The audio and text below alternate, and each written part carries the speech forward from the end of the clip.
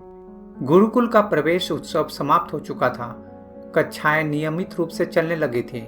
योग और अध्यात्म पर गुरु के प्रवचन सुनकर विद्यार्थी बड़ा संतोष और उल्लास अनुभव करते थे। एक दिन प्रश्न उत्तर काल में शिष्य कौस्तुभ ने प्रश्न किया, गुरुदेव, क्या ईश्वर इसी जन्म में प्राप्त किया जा सकता है?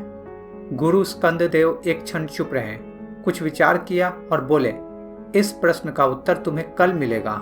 और हाँ, आज सायंकाल तुम सब लोग निद्रा देवी की गोद में जाने से पूर्व 108 बार वासुदेव मंत्र का जप करना और प्रातः काल उसकी सूचना मुझे देना। प्रातः काल के प्रवचन का समय आया। सब विद्यार्थी अनुशासनबद्ध होकर आ बैठे। गुरुदेव ने अपना प्रवचन प्रारंभ करने से पूर्व पूछा, तुम में से किस किस ने कल सायंकाल सोने से पूर्व मंत्र का उच्चारण किया? सभी विद्यार्थियों ने अपने अपने हाथ उठा दिए। किसी ने भी भूल नहीं की थी। सबने 108 बार मंत्र का जप और भगवान का ध्यान कर लिया था। किंतु ऐसा जान पड़ा कि गुरु संतुष्ट नहीं हुए हैं। उन्होंने चारों ओर दृष्टि दौड़ाई। कौस्तुभ कहीं नहीं था। उसे बुलाया गया। गुरु ने कौस्तुभ के आते ही प्रश्न किया, कौस्तुभ, क्या तुमने भी सोने से पूर्व 108 बार मंत्र का उच्चारण किया था? कौस्तुभ ने नेत्र झुका लिए। विनीत वाणी और सौम्य मुद्रा भाव में उसने बताया, गुरुदेव, अपराध क्षमा करें। मैंने बहुत प्रयत्न किया, किंतु जब की संख्या गिनने में चित्त चला जाता तो भगवान का ध्यान नहीं रहता, और जब भगवान का ध्यान करता तो गिनती भूल जाता।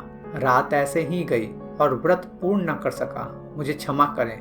जवाब सुनकर गुरुदेव के मुख पर मुस्कान फैल गई। गुरुदेव ने कल के कौस्तुभ के प्रश्न की कि क्या ईश्वर इसी जन्म में प्राप्त किया जा सकता है, पर बोले, शिष्य, तुम्हारे कल के प्रश्न का जवाब तुम्हारे ही जवाब में छिपा है। अगर भाव प्रगाढ़ हो, आकाश सा सीमाहीन हो, मिलने की आतुरता इतनी हो कि बिन मिले दर्द से प्राण पखेरु उड़ने की स्थिति उत्पन्न हो जाए, दिन रात सोते खाते पीते बस हर समय प्रभु का ध्यान, उससे मिलने की बेताबी, जब ध्यान करना ना पड़े, वह तुम्हारा अभिन्न अंग बन जाए, तो समझ लो प्रभु के दर्शन करीब हैं। जवाब सुनकर कौस्तुभ के चेहरे पर मुस्कान फैल गई। उसे ऐसा लगा जैसे कि उसने कोई खजाने की चाबी पा ली है।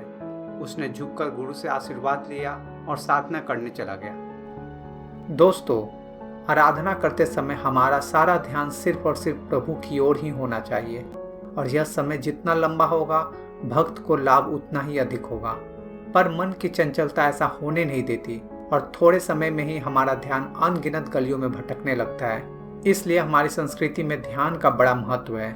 ध्यान करने से हम मन की चंचलता में भी स्थिर रहना सीखते हैं, और यह नियत अभ्यास के साथ दृढ़ होता चला जाता है। पूरा जीवन हम मन के साथ बहते रहें, और आज अचानक बिल्कुल विपरीत बहना चाहते हैं, मन को पूरी तरह से रोकना चाहते हैं, तो यह कैसे संभव है?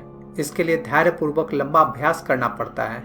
अभ्यास के साथ साथ धीरे धीरे आपके ध्यान में स्थिरता बढ़ती जाती है, और तब आप अपने ध्यान को प्रभु में लंबे समय तक लगा सकते हैं। सत्य, अहिंसा, सेवा और प्रेम भरा जीवन इस सफर में आपकी मदद करेगा।